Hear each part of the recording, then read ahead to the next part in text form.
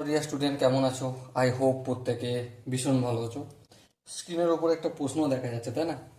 এই প্রশ্নটা বৃত্তস্থ কোণ সম্পর্কিত উপপাদ্য চ্যাপ্টারের একটা প্রশ্ন।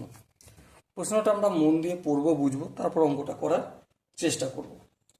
কি বলেছে দেখো, ও কেন্দ্রীয় বৃত্তের পি কিউ একটি ব্যাস, বেশ আর এস জ্যা পি কিউ এর সমান্তরাল। বেশ, বৃত্তের ওপর এক্স এমন একটি বিন্দু যে অ্যাঙ্গেল কিউ এক্স আর 43 ডিগ্রি, তাহলে কিউ আর এস এর পরিমাণ কত? চলো অঙ্কটা করতে শুরু করি। প্রথমে আমি একটা বৃত্ত অঙ্কন করে নেবো বড় করে। এই বৃত্ত, এটার নাম হচ্ছে ও কেন্দ্রীয় বৃত্ত। বেশ, প্রথমে আমরা কি করব, পি কিউ একটা ব্যাস অঙ্কন করব। চলো, এই পি কিউ একটা ব্যাস অঙ্কন করলাম, ঠিক আছে। এবার দেখো, পি কিউ এর সমান্তরাল আর এস অঙ্কন করলাম, এই এখানটায় আর এস আঁকলাম। বেশ, এক্স এমন একটা বিন্দু, এক্স যে কোনো জায়গায় এমন একটা বিন্দু যে কিউ এক্স আর, কিউ সাপোজ এক্স এখানটা রইল, এখানটায় এক্স, ঠিক আছে, এই আমার এক্স আর, তার মানে কি আর এর সঙ্গে এক্সটাকে আমি যোগ করে দিলাম আর কিউটাকেও এক্স এর সঙ্গে যোগ করলাম। সো এখানটা কত ডিগ্রি পেলাম? এখানটা পেলাম আমি 43 ডিগ্রি। ওকে, তাহলে আমাকে বলতে কি হবে, Q R x, Q R S, Q R S এই কোণটার মান আমাকে বলতে হবে। বেশ, বলা যাবে, কোনো অসুবিধা নেই। তো চলো অঙ্কটা শুরু করে দিই। প্রথমত কি কি জানি একটু লিখে নিই। জানি যে Q X R equal to কি, 43 ডিগ্রি। হ্যাঁ ঠিক, এটা আমাদের কোশ্চেনই বলে দিয়েছে। বেশ, এবার ধ্যান দিয়ে দেখো, angle P X Q, P X Q বলতে পি এক্স কিউ, আচ্ছা পি এর সঙ্গে এক্সটা যোগ করি।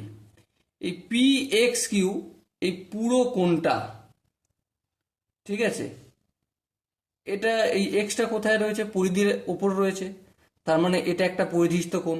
হ্যাঁ ঠিক। আবার পি ও কিউ, এটা কি একটা কেন্দ্রস্থ কোণ। হ্যাঁ ঠিক। আচ্ছা, দুজনের প্রান্তবিন্দু পি কিউ, হ্যাঁ, তো কেন্দ্রস্থ কোণের সঙ্গে পরিধিস্থ কোণের সম্পর্ক কি? কেন্দ্রস্থ কোণ যতটা হবে পরিধিস্থ কোণ তার হাফ হবে। আচ্ছা, এখানে কেন্দ্রস্থ কোণটা কত ডিগ্রি? একটা সরলরেখা, সরলরেখা মানে 180 ডিগ্রি, তাহলে পরিধিস্থ কোণটা কত হবে? 90 ডিগ্রি হবে।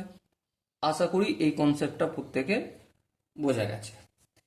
এবার দেখো, অ্যাঙ্গেল পি এক্স আর, পি এক্স আর বলতে পি এক্স আর মানে এই এখানটা কতটা হবে? দেখো, এই পুরোটা কত ডিগ্রি? 90 ডিগ্রি। তার মধ্যে এখানটা কত ডিগ্রি? 43 ডিগ্রি। আগেই কোশ্চেনে আমাদের বলা রয়েছে। ওকে, তা 90 ডিগ্রির মধ্যে এখানটা 43 হয়ে গেলে এখানটা কত ডিগ্রি হবে? অবভিয়াসলি 90 থেকে 43 বিয়োগ করব। আচ্ছা, 90 থেকে যদি 43 বিয়োগ করি কত ডিগ্রি পাবো? এখানটা পাবো 47 ডিগ্রি। তাহলে অ্যাঙ্গেল পি এক্স আর কত ডিগ্রি পেলাম? 47 ডিগ্রি পেলাম।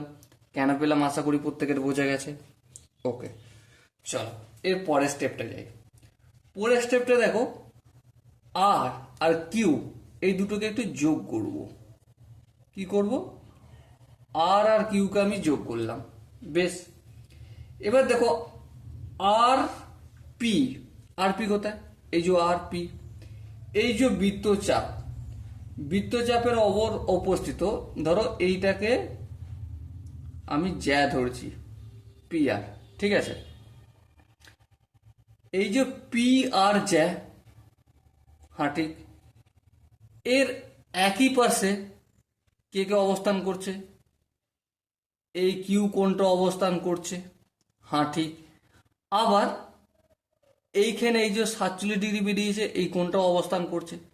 তাহলে এই দুটো কোণের মান ইকুয়াল হবে কি হবে না? হ্যাঁ হ্যাঁ, ইকুয়াল হবে। আচ্ছা, ইকুয়াল যদি হয়, এটা যদি 47 ডিগ্রি হয়, এটাও কত ডিগ্রি হবে?